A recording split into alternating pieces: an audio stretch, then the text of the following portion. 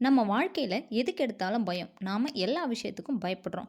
பயம் ஏன் வருது? இந்த பயம் நல்லதா கெட்டதா அப்படின்னு நமக்குள்ள பல கேள்வி இருக்குங்க. நமக்கு வரக்கூடிய 3 விதமான பயங்களை பற்றி பார்க்கலாம். ஃபஸ்ட்டு எச்சரிக்கை உணர்வுகளால் வரக்கூடிய பயம். ரெண்டாவது தெரியாத விஷயங்களுக்கு வரக்கூடிய பயம். மூணாவது எதிர்மறை எண்ணங்களால் வரக்கூடிய பயம். நெகட்டிவ் தாட்ஸ்ன்னு சொல்லுவாங்க.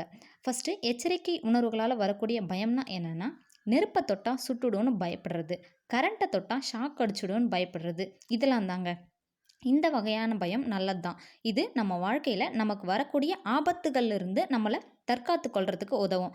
ரெண்டாவது தெரியாத விஷயங்களுக்கு வரக்கூடிய பயம். சின்ன வயசில் இருட்டை பார்த்து நாம் பயப்படுவோம். ஏன்னா இருட்டில் என்ன இருக்கும்னு நமக்கு தெரியாது.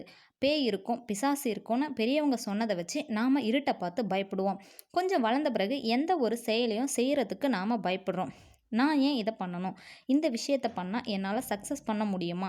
இதில் தோத்துட்டா என்ன பண்ணுறது? மற்றவங்க என்னை பார்த்து சிரிச்சிடுவாங்க, கேலி கிண்டல் பண்ணிடுவாங்கன்னு எந்த செயலையும் செய்யாமல் விட்டுடுறோம்.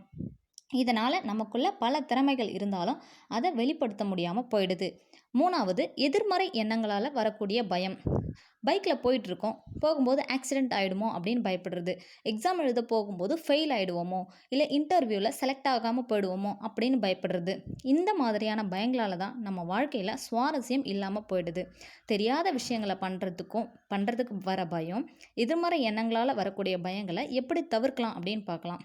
ஃபஸ்ட்டு எதிர்மறை எண்ணங்களை தவிர்த்துட்டு நேர்மறை எண்ணங்களால் மனசை நிரப்பணும். ஃபார் எக்ஸாம்பிள், எக்ஸாமில் ஃபெயில் ஆகிடுவேன் அப்படின்னு பயப்படுறதுக்கு பதிலாக நான் எக்ஸாமில் ஃபஸ்ட் மார்க் எடுப்பேன்னு நினச்சா நம்ம செய்கிற வேலையோட வேகம் அதிகரிக்கும், நல்லா படிக்கணும்னு தோணும், நல்ல மார்க் எடுக்கவும் முடியும்.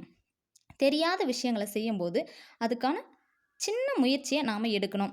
ஒரு 1000 பேர் இருக்கிற அரங்கத்தில் நாம் பேசணும்னு நினச்சா முதல்ல 10 பேர் முன்னாடி நாம் பயம் இல்லாமல் பேச முயற்சி பண்ணணும். அது 100 பேருக்கு முன்னாடி பேசுகிற தைரியத்தை நமக்கு கொடுக்கும். அப்புறம் 1000 பேருக்கு முன்னாடி நம்மளால் பேச முடியும். மூணாவது தேவையில்லாத எண்ணங்களை தவிர்க்கணும். நம்ம வாழ்க்கையில் இந்த கஷ்டம் வந்துடுமோ, அந்த பிரச்சனை வந்துடுமோ அப்படின்னு பயப்பட்டு கற்பனையான எண்ணங்களை தவிர்க்கணும். மாறா நம்மளோட வேலை என்ன, நம்மளோட ஃபீல்டில் நம்ம எப்படி ஜெயிக்கிறது, இதை பற்றி மட்டும் யோசித்தா தேவையில்லாத பயம் வரவே வராது. இந்த பதிவு உங்களுக்கு பிடிச்சிருக்கும்னு நினைக்கிறேன். பிடிச்சிருந்தால் லைக் பண்ணுங்கள், நம்ம சேனலை சப்ஸ்கிரைப் பண்ணுங்கள்.